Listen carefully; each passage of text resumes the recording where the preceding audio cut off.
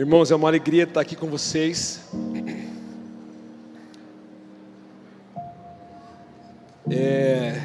É um privilégio poder fazer parte dessa noite que celebra os 4 anos de vocês, não é isso? E é isso aí. Glória a Deus. Quero agradecer os pastores dessa casa. Não sei onde eles estão, acho que eles deram uma saidinha. Estão aí no fundo. Pastores, obrigado. Já amo vocês. Obrigado por todo o carinho e amor, cuidado conosco. Eu sou o Paulinho e eu e a minha casa, nós lideramos a frente de adoração lá na igreja Nova Aliança de Londrina. Eu trago um abraço dos meus pastores, os pastores Davi e Mônica. Se você for para Londrina, vai lá fazer uma visita para nós, igreja Nova Aliança. Vai ser uma alegria receber você lá. E nessa noite eu fui desafiado a compartilhar uma palavra. Para ser muito sincero, irmãos, eu não quero pregar aqui nessa noite. Eu quero simplesmente derramar meu coração. E eu quero compartilhar algo que na verdade o Senhor vem falando comigo nas últimas estações.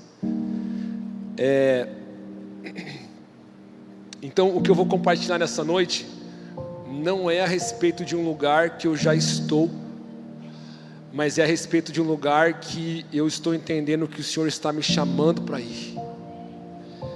E eu não quero te deixar de fora disso.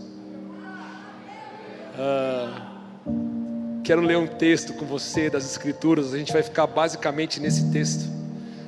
Se você está com a sua Bíblia aí, por favor, abra em 2 Samuel capítulo 6. 2 Samuel capítulo 6. Enquanto você abre aí, eu quero também honrar os meninos que estão aqui comigo ministrando. Eles foram ali no banheiro tomar uma água. Mas aqui é o Tiaguinho. Aqui na guitarra era o Mateus, no baixo era o outro Mateus e na bateria é o outro Tiago. A gente tem essa coisa de nomes de discípulos, então é um pré-requisito para fazer parte do time. Tem que ter nome de discípulo ou apóstolo, tatuagem e bigode. Então se você tem alguma dessas 3 coisas, você já está no pré-requisito. E quero louvar a Deus pela vida deles. Eu tenho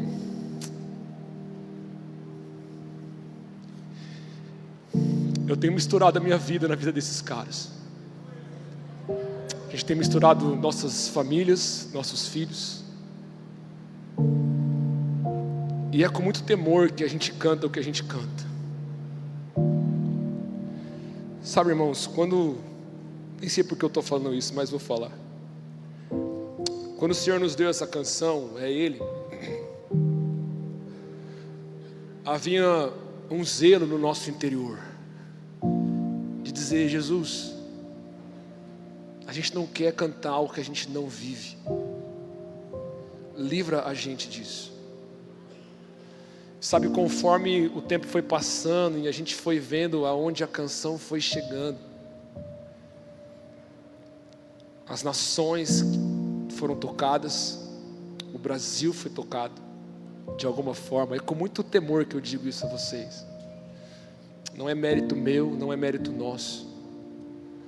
É porque eu realmente sinto que há um tempo onde o Senhor quer nos convidar como igreja a um lugar de volta, a um lugar de lembrarmos que o Evangelho não é sobre nós mesmos, não é sobre o que temos, não é sobre o que somos, é sobre Cristo. É sobre a presença do Deus vivo habitando no nosso meio. E eu e esses caras, a gente tem pago um preço. Então eu louvo a Deus pela vida deles. Você precisa saber algo sobre mim nessa noite. Calma, não vou confessar nenhum pecado ainda. Eu sou um cara muito chorão. Na verdade, chorar é meio que uma resposta de oração. Um dia eu estava sentado numa conferência e eu estava escutando um ministro pregar, o pastor Daniel Souza, não sei quantos conhecem, é um cara mais da velha guarda assim, e um homem que é, na minha opinião, um pilar da adoração no Brasil, junto com alguns outros. E eu percebia que todas as vezes que ele falava de Jesus, ele chorava. Eu lembro que nesse culto eu não lembro o que ele pregou, mas eu lembro de olhar para ele e dizer: Jesus, que não falte lágrimas nos meus olhos todas as vezes que o teu nome sair da minha boca. Então nessa noite, talvez eu chore bastante, porque Ele é tudo que eu tenho. Sabe, Ele é tudo que eu tenho. Então eu não vou ter aqui talvez uma pregação muito eloquente, com um monte de fala bonita, eu nem sou um pregador, mas Ele é tudo que eu tenho. E eu quero muito falar sobre Ele aqui nessa noite. Tudo bem? 2 Samuel capítulo 6.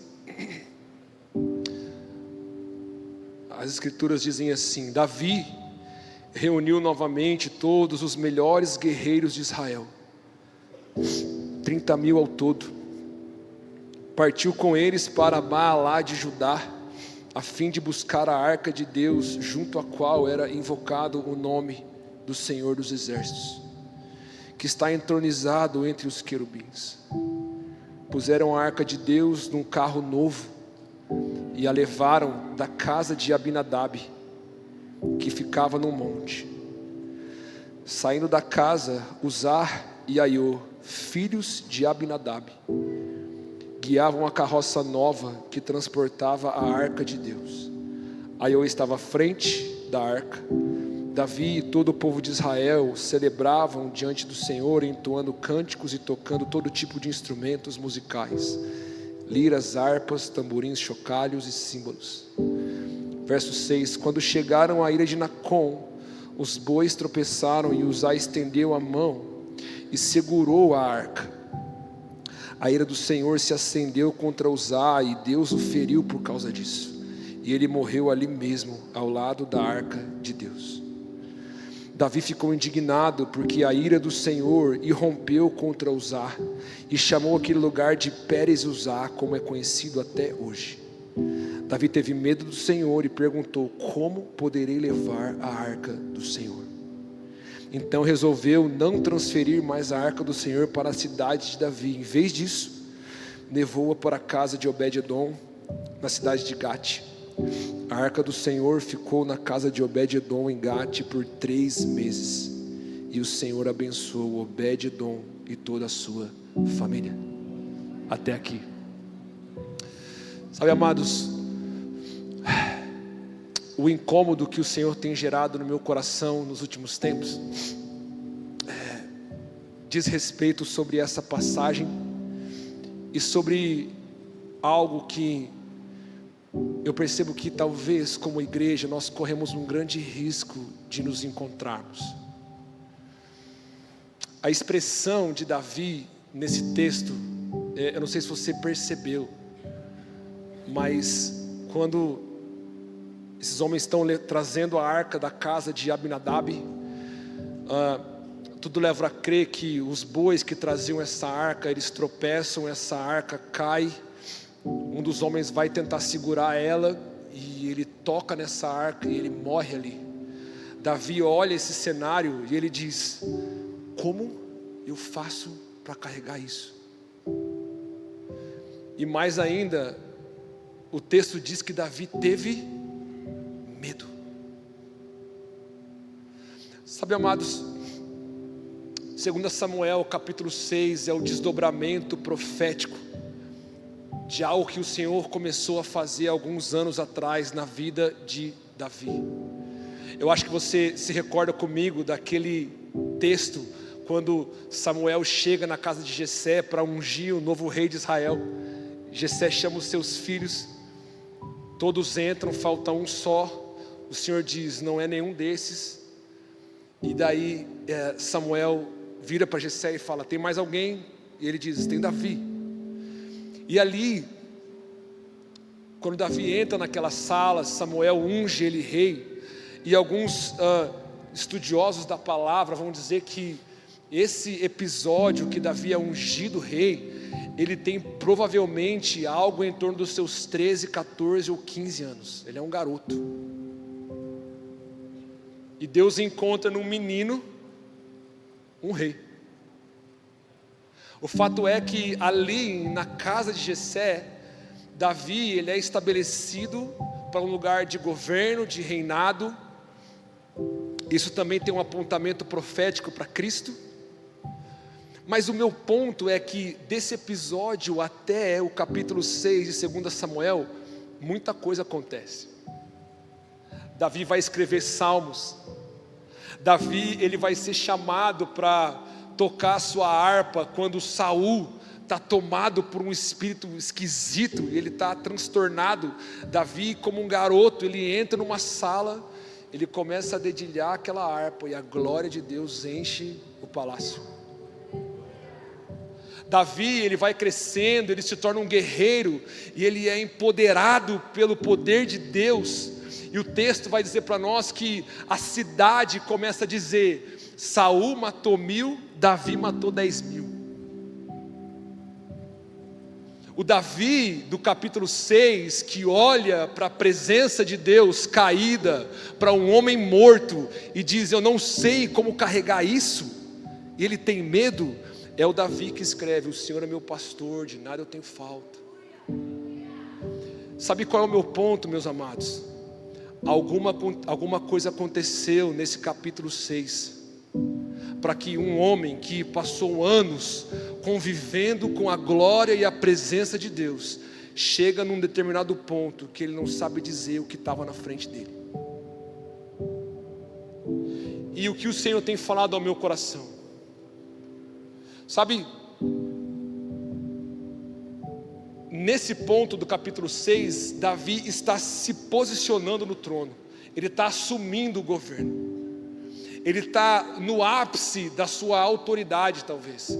A gente começou a ler e você vê que Davi estrala o dedo para buscar a arca, ele tem 30.000 soldados à sua disposição. Então esse homem, ele tem guerreiros, ele tem dinheiro, ele tem recursos, ele tem um poderio bélico militar forte, ele é uma nação temida dentre as outras nações. Davi, ele é um homem dotado de estrutura, diga comigo, estrutura. Ele tem tudo, meus amados. Ele tem fama, as pessoas sabem quem ele é. Ele entra na cidade, o povo grita o nome dele. Ele tem um respaldo profético de um profeta que declarou algo sobre ele. Você percebe? Ele tem tudo, amados. Ele só não tem uma coisa: a presença. Sabe, queridos, eu faço parte, os meninos, nós congregamos numa igreja de 60 anos, na verdade um pouco mais ainda. O Senhor tem nos dado graça e favor. Nós temos um templo lindo lá que comporta 3.000 pessoas confortavelmente sentadas. Temos outras igrejas na cidade, temos outras igrejas ao redor das nações do mundo. Estamos plantando uma igreja no Canadá agora. Deus tem feito muita coisa. Nós temos estrutura lá, nós temos telão de LED, temos luzes, o ar-condicionado é agradável, a igreja é linda. Mas sabe qual tem sido o clamor do nosso coração? Nosso clamor tem sido: Senhor, salva-nos de estarmos satisfeitos em toda essa estrutura, ao ponto de não sabermos como nos relacionarmos com a Tua presença. Porque, amados, esse é um risco que nós corremos como igreja. Nós corremos um risco, e mais uma vez eu quero que você se lembre, eu estou falando a partir de uma realidade minha. Nós corremos um risco de termos tantas coisas para Deus, corremos o risco de levantarmos tantas coisas em nome de Deus, e isso tem o poder de provocar em mim e você satisfação, prazer, alegria. A minha pergunta é: quando a glória de Deus cai, a gente sabe do que Ele gosta? Ou a gente está satisfeito demais nas estruturas ao ponto de não reconhecer a presença do nosso amado Jesus. Davi tem homens, ele tem um palácio, ele tem governo, ele tem notoriedade, ele tem fama, ele tem tudo. Quando a glória de Deus se manifesta, ele olha e ele diz: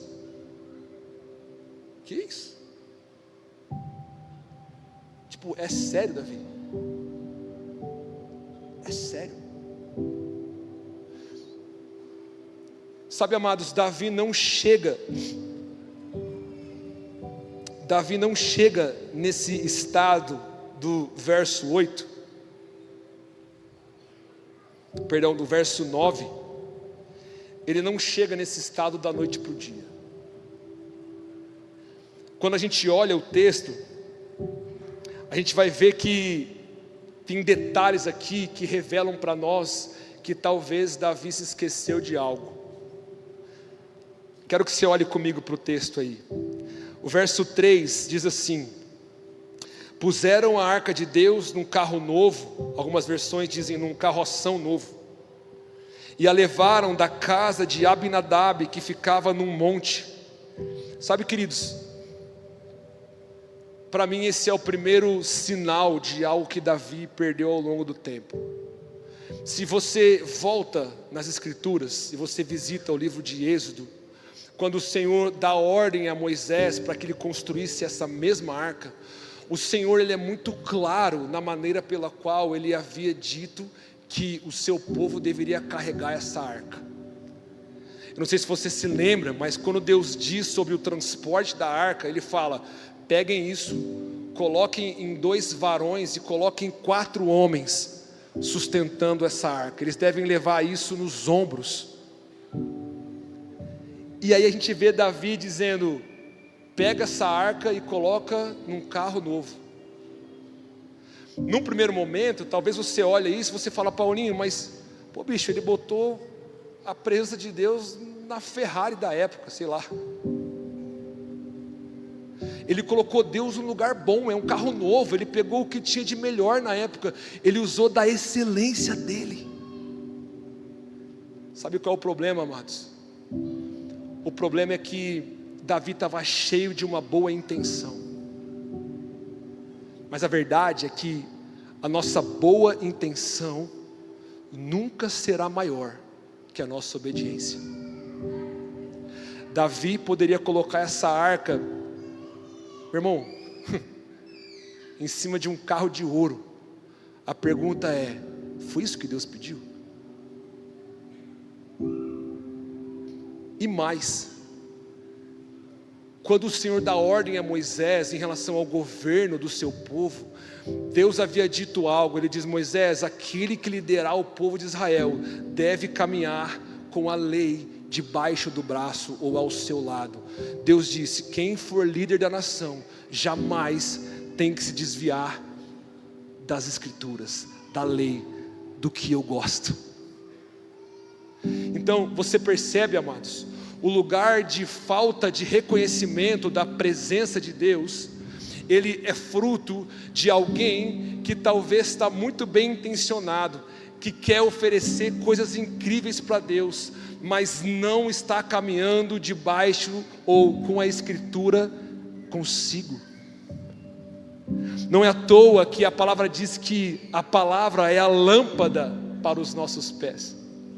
É ela que nos lidera, é a partir dela que eu e você temos que governar as nossas vidas, é a partir do Evangelho que eu e você temos que tomar as nossas decisões, é a partir do Evangelho que nós precisamos construir a igreja.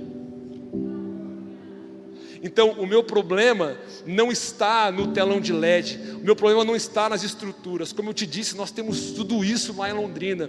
O meu problema é quando isso está cheio de boa intenção, mas está afastado do lugar da obediência. Suspeite de um púlpito que tem muita estrutura e pouca palavra. A tendência dos homens é muitas vezes compensar a falta da verdade com um prazer momentâneo. Então a gente tem um time de adoração que ministra muito bem. A gente tem uma música que é incrível. A gente tem VS tocando, a gente tem um baterista, a gente tem um guitarrista, o cara que canta, o líder, tudo é muito bom. A pergunta é: a gente está cantando o que Deus gosta de ouvir, querido? Está me entendendo? Sabe, aí eu vou precisar ser um pouco mais, como é a palavra, quando você volta no tempo assim, nostálgico.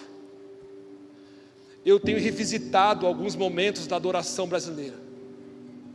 E eu tenho buscado ver vídeos assim da década de, 90, 80. E queridos, eu não sei quanto tempo você tem de convertido. Quantos aqui, vamos lá, eu não quero entregar a sua idade, tá bom? Me perdoa. Eu não quero falar que você é velho. Eu sou velho, eu estou ficando velho. Esses dias minha filha olhou para mim e falou assim: papai, esse bigode está branco. Eu falei: é você que está proporcionando isso, querido. Estou brincando, não falei não. Quantos aqui tem mais de 20 anos de conversão? Vai lá, querido, erga sua mão alto aí. Mais de 30 anos de conversão. 40, 50, 60, acho que fomos até os 50, certo?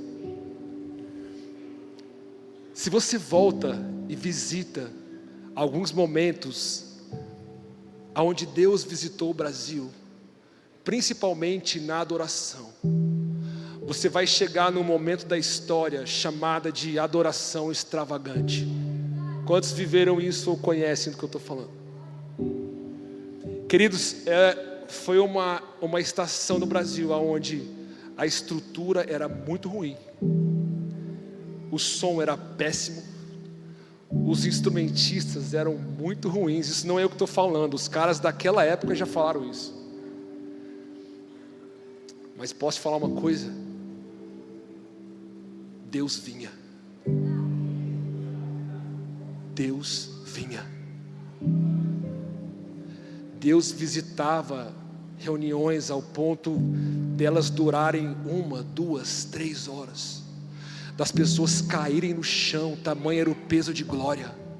Eu bebi disso, amados. E a pergunta que eu me faço é: qual o tamanho da estrutura que eles tinham?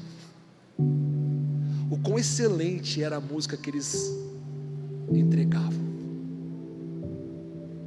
E mais uma vez, o meu problema não está nessas coisas, o meu problema está quando a gente deixa a essência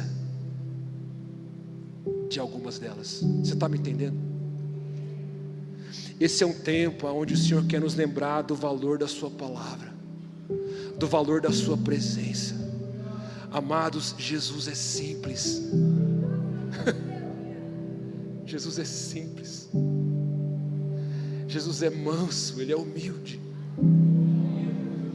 O homem mais poderoso que a terra conheceu dormiu no chão com outros homens, acendeu um fogo, cozinhou um peixe.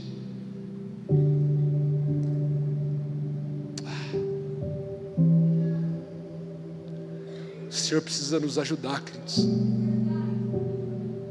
Sabe, nós podemos ter uma boa estrutura, mas isso não pode roubar o lugar da nossa fome. Isso não pode roubar o lugar da nossa sede, do nosso desespero pela presença. Sabe qual é o meu medo? É que a gente tenha momentos ou cultos que são tão cheios de coisas, para que as pessoas se sintam bem, para que elas sejam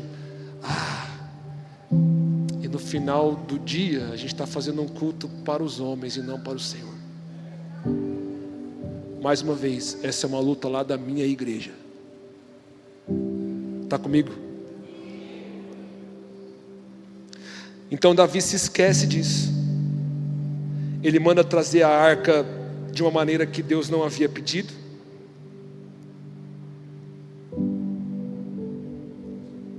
E aí a gente chega no momento onde esse homem toca essa arca.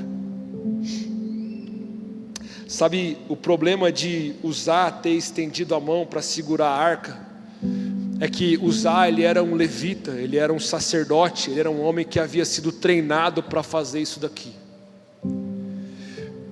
E amados, provavelmente uma das coisas que Uzá mais escutou na sua formação como sacerdote foi: nunca toque na arca. Era parte do encargo sacerdotal ter essa convicção da santidade de Deus. Então, quando Uzá toca naquilo como quem não quer deixar que essa arca caia, sabe o que Uzá está falando para mim?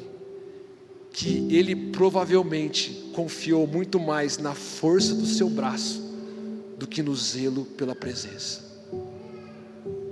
De alguma forma ele achou que o que ele tinha podia sustentar aquilo lá. Sabe o que Uzá fez, queridos? Uzá, de alguma forma, ele começou a usar métodos para que a presença de Deus fosse sustentada. Sendo um pouco mais prático com você, é quando a gente começa a, de maneira muito suave e gradativa, a gente começa a diluir o Evangelho, a gente começa a diluir as práticas da nossa vida com Deus. É quando a gente começa a deixar o nosso sacerdócio de lado e a gente vai trocando o lugar do prazer, da presença, pelo Netflix, pela rede social. A gente vai se distanciando do lugar onde o nosso coração ele é adestrado, ele é domesticado, ele é ensinado pelo Senhor. E a gente está tão longe, tão longe, tão longe, que a gente deixa de fato saber como se mover diante da presença.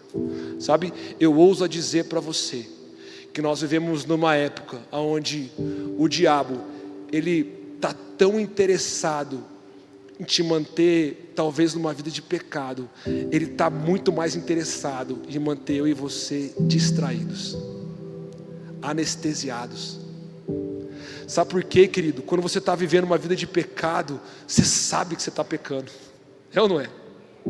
Você sabe que você está fazendo errado. Agora, queridos, quando você vive amortecido, os teus sentidos nas coisas que muitas vezes roubam o teu tempo, eu não estou demonizando, eu não estou dizendo que é pecado, eu estou dizendo que nós precisamos sondar aonde temos colocado os nossos afetos, aonde a nossa atenção está sendo ancorada, porque deixa eu te dizer algo, os teus olhos vão procurar alguma coisa. O Espírito Santo quer que você procure a beleza de Cristo. Mas, meu irmão, isso é muito prático. Isso envolve você sair de um culto como esse, por exemplo, chegar na tua casa e antes de dormir, abrir a palavra e dizer: eu te amo, Jesus. Você fala comigo mais um pouquinho hoje, Senhor, por favor. Isso envolve você acordar mais cedo amanhã, passar um café, os que gostam de café, abrir a Escritura e dizer: fala, porque se você não falar, eu não sei o que vai ser. Abre os olhos do meu entendimento, revela mais um pouco da tua beleza para mim. Amados, Uzá se distanciou desse lugar. E aí eu quero abrir um parênteses aqui, e eu quero falar com você que talvez lidera alguma coisa na casa de Deus, assim como eu. Sabe, o problema de nós distanciarmos, de nós não termos uma vida de disciplina espiritual, jejum, oração, leitura das Escrituras, é que quando nós estamos diante da igreja, a gente vai ter que dar um jeito para que a coisa aconteça. A gente quer segurar a arca, aí você começa a escrever sermões no chat GPT, aí você começa a copiar pregações do outro, aí ao invés de você ir para o secreto e dizer: Jesus, o que você quer que a tua igreja cante nessa noite? Fala para mim, você que lidera a adoração. Você vai lá para o Spotify e você pega as canções mais cantadas no Brasil. Você está me entendendo? E posso te dizer algo, amados, é possível. É possível falarmos de Deus, falarmos coisas para o Senhor, falarmos para a igreja em nome de Deus e não termos recebido isso dele. Que o Senhor plante em nós zelo, temor, uma vida construída aos pés de Jesus. Sabe? O Brasil não precisa de mais uma canção. O Brasil não precisa de mais um preletor que viaja pelos estados fazendo caravanas e ajuntamentos. O Brasil precisa de um tipo de gente que se submeteu a um lugar aos pés de Jesus e disse: fala para mim do que você gosta, fala para mim como eu preparo o teu caminho.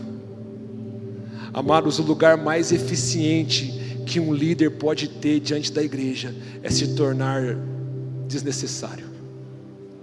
A igreja atingiu um lugar de tanta paixão e amor pelo Senhor, que tanto faz ele estar ali.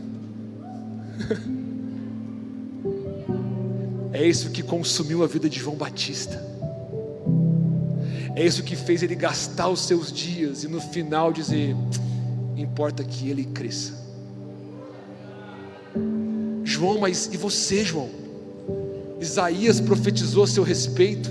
Você é filho de Zacarias. João, você tem todo esse background. Olha o seu currículo, João. E aí João olha e fala: eu não sou digno nem de tirar a sandália dele. Amados, o Senhor está levantando um tipo de gente que não está preocupada com o próprio nome, com a própria notoriedade. O Senhor está levantando um tipo de gente que não está construindo um império nas costas da igreja. O Senhor está levantando um tipo de gente que está preparando um caminho. Você está comigo nisso?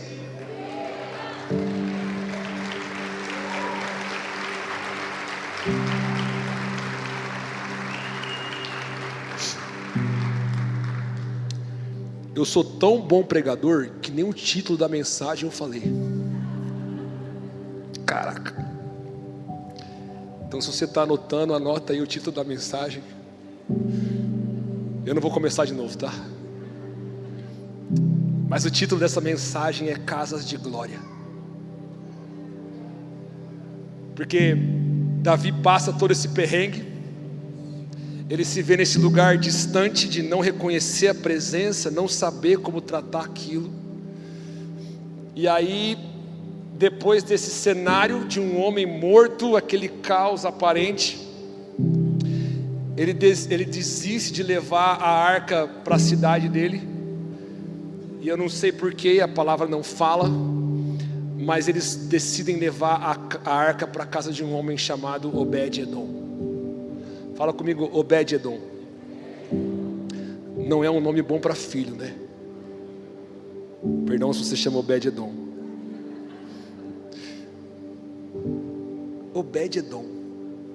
Sabe, se você for olhar nas escrituras, você vai precisar cavar muito para achar alguma coisa a respeito de Obed-Edom. Mas a gente tem algumas informações. A região de Gate, que é o lugar onde eles levaram, onde estava a casa de Obed, alguns estudiosos falam que era uma região muito provavelmente habitada por levitas também, sacerdotes. Tudo leva a crer que Obed-Edom foi um homem que de alguma forma teve um relacionamento com aquela arca. A gente não consegue afirmar por quanto tempo nem aonde, mas você não acha curioso a arca parar na casa desse cara? E a relação que a gente também precisa fazer aqui é o seguinte: antes da casa de Obed-Edom, a arca foi parar na casa de um homem chamado Abinadab, e esse cara também era um sacerdote. A pergunta é: o que você sabe sobre o que Deus fez na casa de Abinadab? Os teólogos vão dizer que a arca ficou lá por provavelmente uns 20 anos. Amados, não tem um registro de um agir de Deus na casa de Aminadab. E aí Deus chega na casa de Obed-edom, e em 3 meses, a palavra diz que esse homem prosperou em todos os seus caminhos. Algo fala para mim que Deus não encontrou um lugar na casa de um homem por 20 anos. E aí Deus foi parar na casa do homem mais requisitado de Israel, Davi. Deus tinha um palácio, um lugar suntuoso, cheio de excelência para habitar. Mas Deus também não quis ficar lá. E aí num belo dia, Obed-edom está na sala da sua casa. Ele começa a ver uma movimentação no portão. Ele sai lá, ele olha na janela. Aqui é a minha história, tá? É a Bíblia segundo a minha versão. Mas ele olha aquela arca e ele diz: acho que eu conheço isso. É como se Deus falasse: Obed, eu não encontrei um lugar na casa de um homem, e eu insisti por 20 anos. Obed, eu não encontrei um lugar na casa do homem mais poderoso dessa terra nesse momento. Me parece que Deus diz: posso ficar com você? Amados, para mim, Obed-edom tipifica a casa que Deus quer encontrar hoje. Você não vai ver relatos dizendo que a casa de Obed-edom era grande, que era uma mansão, que tinha homens, que tinham eu ouso dizer para você que era um lugar simples. Sabe, Deus ama a nossa excelência, mas Ele não resiste a um coração quebrantado e contrito. A minha pergunta é: se naquele grande dia em que nós o veremos face a face, se tudo que nós tivermos para oferecer para Ele for a nossa excelência, talvez nós seremos os homens mais miseráveis dessa terra. Deus quer encontrar em mim e você homens como Obed-edom. Você imaginou já a vida desse homem?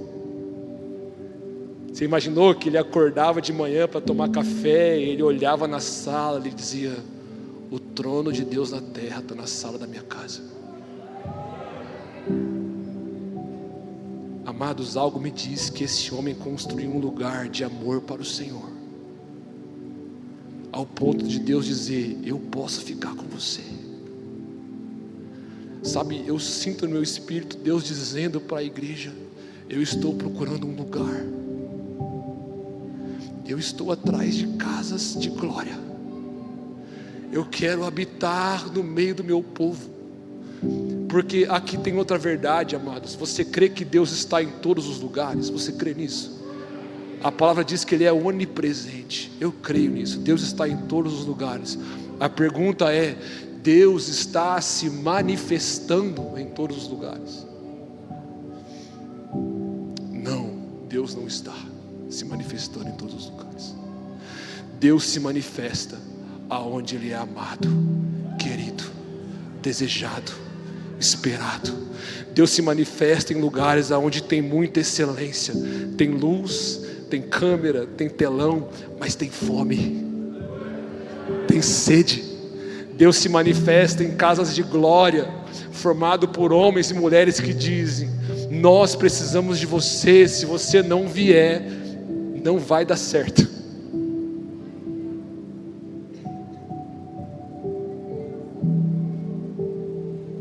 Amados, Deus quer nos encontrar de uma tal forma que a nossa vida não vai continuar a mesma.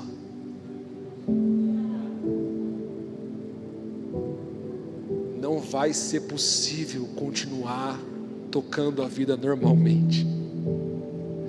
De repente, mamãe, você vai estar lá arrumando a sua filha para ir para a escola como você faz todos os dias. e a glória de Deus vai encher aquele quarto. De repente, vocês vão estar no café da manhã, comendo um pão com manteiga, achocolatado, e o Espírito Santo vai encher a sua sala, e a glória de Deus vai se manifestar ali. Casas de glória.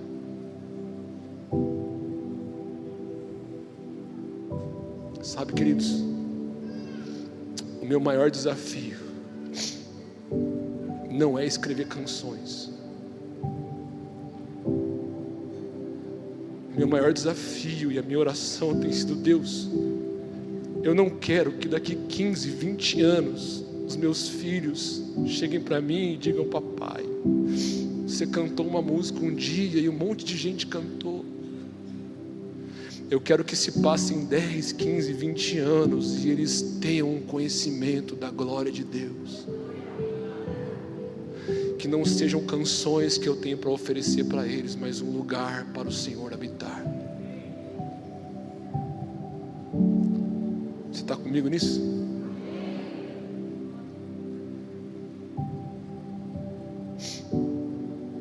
Sabe, o texto continua.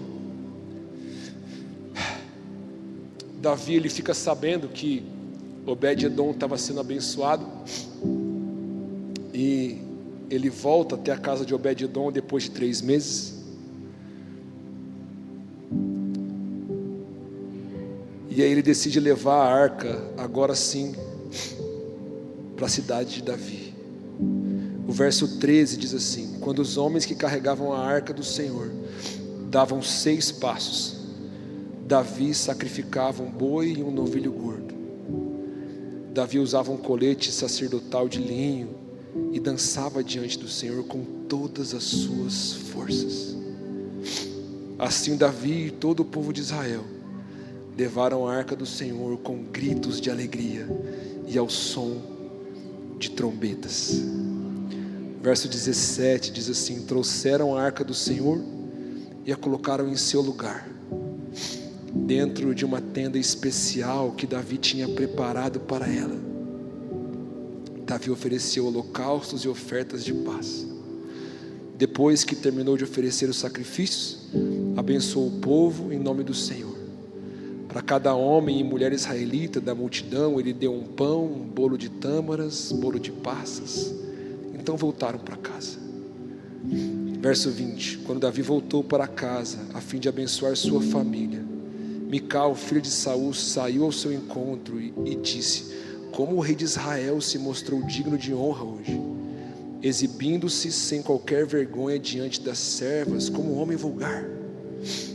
Verso 21, Davi respondeu a Mical: eu dançava diante do Senhor, que me escolheu em lugar de seu pai e de toda a sua família. Ele me nomeou líder de Israel, o povo do Senhor. Por isso continuarei a celebrar diante do Senhor. Estou disposto a me tornar ainda mais desprezível e até mesmo a ser humilhado aos meus próprios olhos. Sabe, algo me diz que depois que essa arca fica na casa de Obed-edom, Davi, ele revisita os textos, porque ele volta e ele busca a arca da maneira pela qual o Senhor havia dito. Ele põe homens sustentando nos arcos, ele dá 6 passos, ele para e oferece um sacrifício. Você já parou para pensar no trabalho que deu? Acontece que a partir de agora, amados, Davi, ele reconhecia o valor da presença. Quando você reconhece o valor da presença, nenhum preço que você possa pagar é alto demais. Há um senso de convicção, há um entendimento no interior daqueles que reconhecem o valor da presença, que estão construindo uma casa de glória para o Senhor. São aqueles que estão olhando, estão dizendo: se tiver que dar 6, 10, 1000 passos, se tiver que oferecer um sacrifício, nós vamos fazer. Agora eu sei do que Ele gosta.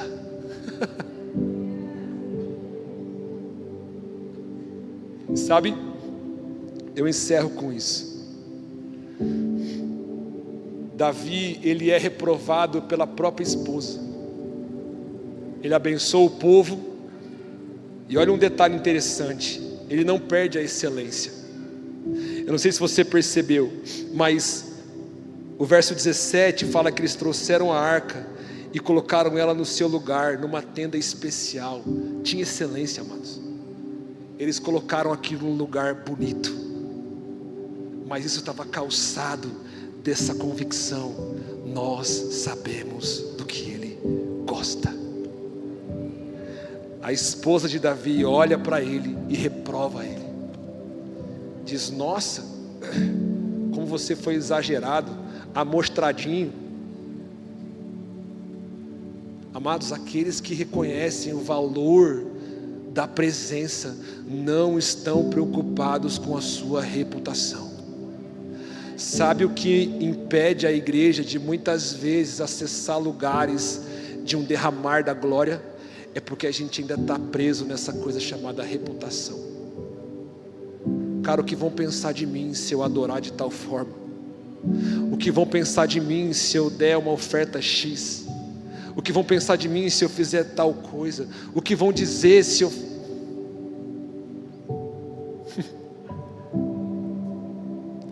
Davi diz: quanto a mim, eu estou disposto a me tornar ainda mais desprezível e me humilhar aos meus próprios olhos. Amados, esse é o tipo de gente que Deus está procurando. Gente que foi curada de toda a altivez. Gente que entendeu que é a respeito de coisas maiores e mais importantes. Quanto a mim, eu me tornarei mais desprezível e me humilharei aos meus próprios olhos. Eu queria muito fazer um convite, um apelo aqui, para que você seja, sei lá, vitorioso, para que você, não sei, mas o convite é claro. O convite é para quem está disposto a se tornar mais desprezível. O convite é para quem está afim de viver uma vida de fome e sede pelo Senhor, e entender que isso pode custar a sua reputação.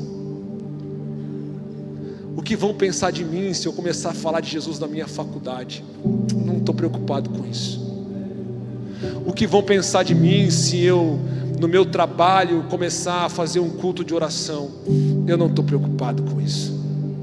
O que vão pensar de mim se lá no meu trabalho eu entender que Deus está me dando uma palavra sobre aquela pessoa que eu vejo todo dia? O que vão pensar de mim se eu estiver na padaria esperando para comprar o pão e o Espírito Santo me dizer: ore por essa mulher na sua frente? Eu não estou preocupado, eu estou preocupado em obedecê-lo, custe o que custar. Quanto a mim, eu me tornarei mais desprezível e me humilharei aos meus próprios olhos. Vamos orar? Coloque-se de pé, por favor.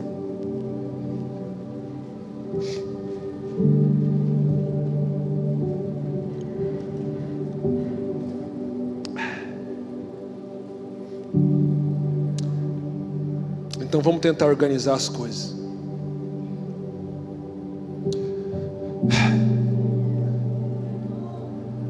A primeira coisa que eu entendo que o Senhor está pedindo de mim é que eu preciso me arrepender da minha falta de fome. Eu preciso me arrepender de estar satisfeito demais nas coisas e não na pessoa de Cristo. Então eu acho que esse é o primeiro convite para nós nessa noite. Quero que você feche os seus olhos e que você sonde o seu coração.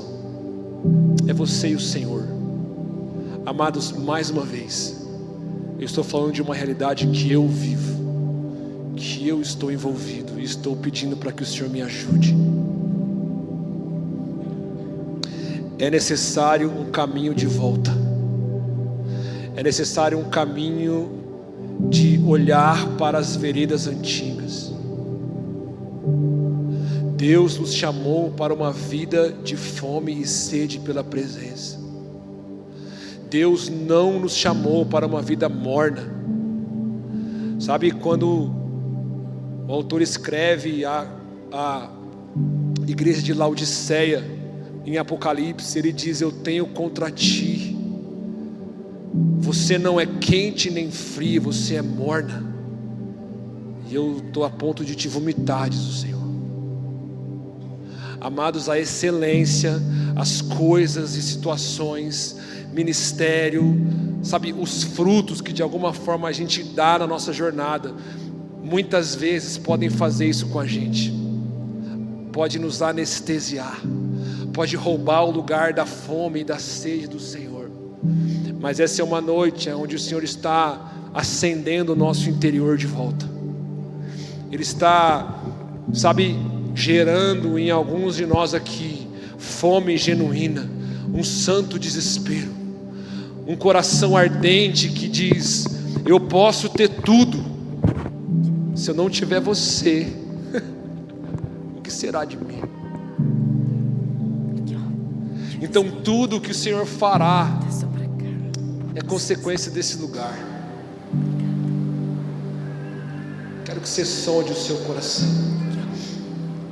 Se você aqui nessa noite entende que você tem andado distraído demais, você tem andado ocupando o seu tempo, os seus olhos, os seus sentidos com tantas coisas, e eu não estou nem falando de pecado, eu estou falando de coisas que nos distraem.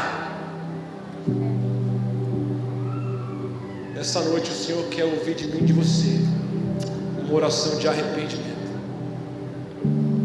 Muitos de nós temos enfrentado lutas no nosso casamento, mas a gente não tem investido tempo orando juntos, jejuando juntos, buscando ser uma casa de glória.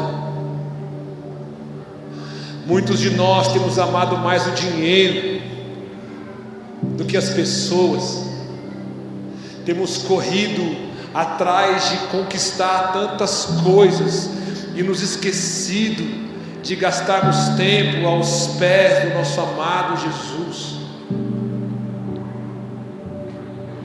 Se esse é você, se você entende que, querido, você está sem fome de Deus e faz muito tempo, não espere por mais ninguém. Quero te convidar a dar um passo, vir aqui à frente.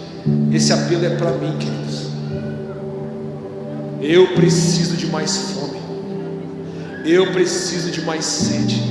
Não espere por ninguém, não é sobre as pessoas. Lembre-se, Davi queimou a sua reputação. É importante você dar um passo nessa noite, dizer: Jesus, tem misericórdia de mim. Espírito Santo, eu oro que caia sobre esse salão o espírito de arrependimento. Atrai o nosso coração de volta, leva-nos de volta ao primeiro amor. Alguns de nós aqui, você já amou o Senhor com mais intensidade. Alguns de nós aqui, na sua juventude, você já fez uma oração dizendo: eu vou gastar minha vida para você, custe o que custar. Mas com o tempo você se perdeu. Você deixou com que as oportunidades, as situações te envolvessem de alguma forma, e aquilo que antes era prioridade, hoje já não é mais. Pastor André. Espírito Santo, eu te peço nessa noite, reacende em nós o desejo pela tua palavra. Igreja, se você puder estender a sua mão e vamos gerar isso juntos, vamos gerar isso como corpo. Tem irmãos aqui na frente, eu não sei como vocês fazem, eu não sei se tem um time de oração que pode orar por essa galera, mas vamos gerar isso juntos, queridos. Até para amar o Senhor de volta, nós precisamos dele. Deixa eu te dizer algo, Eu e você não temos o poder de sustentar nosso amor por Jesus. Nós precisamos da obra do Espírito Santo todos os dias, diariamente. Quando eu acordo, quando eu me deito, eu preciso que Ele seja tão real em mim, como é o ar que eu respiro, como é os ossos que me sustentam. Eu preciso de você, Jesus. Afasta de nós esse engano que tenta de alguma forma falar que nós somos suficientes, que nós nos bastamos. Jesus, não dá para viver a nossa vida longe, distante. Eu oro, provoca em nós saudade, saudade, saudade, saudade de ouvir a Tua voz, saudade de chorar aos Teus pés, saudade de Te amar com inteireza de coração. Espírito Santo, provoca o nosso interior, toca nas nossas entranhas. Jesus, eu clamo. Nós oramos contra todo esfriamento, todo engessamento espiritual. Eu oro contra os olhos secos, que eles voltem a ter lágrimas. Atrai o nosso coração de volta. Atrai o nosso coração de volta. Nós queremos ser achados como a casa de Obed-edom. Nós queremos saber do que você gosta. Dá-nos os segredos do teu coração.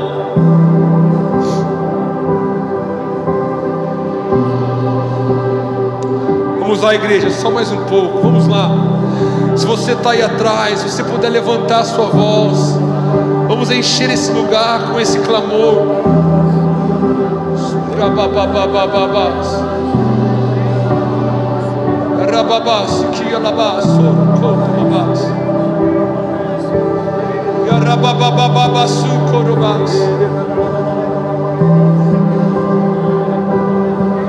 Encontre em nós o que você encontrou em Obed-edom.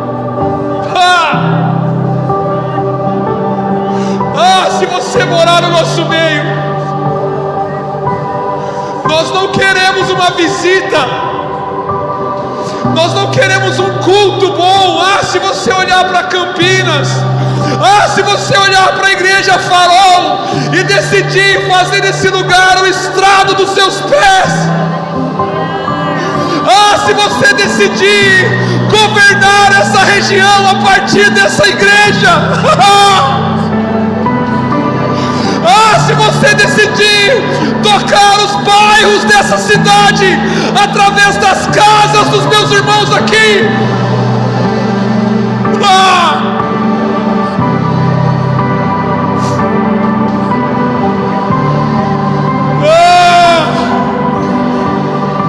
vamos lá, vamos lá, vamos lá. Se você fala em novas línguas, comece a fluir. O Espírito Santo está acendendo em nós um fogo de amor, paixão profunda, santo desespero.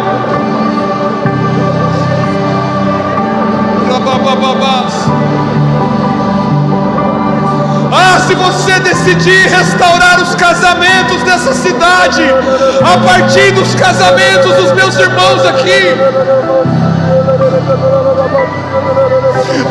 se você começar a tocar as crianças, dando a elas sonhos, visões, palavras de conhecimento, encontra aqui nos meus irmãos um lugar para habitar.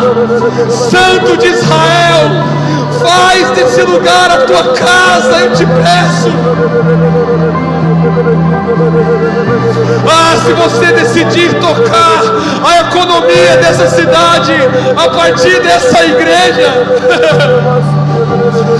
se você decidir acabar com a pobreza, com o abuso infantil, com a violência a partir dessa casa,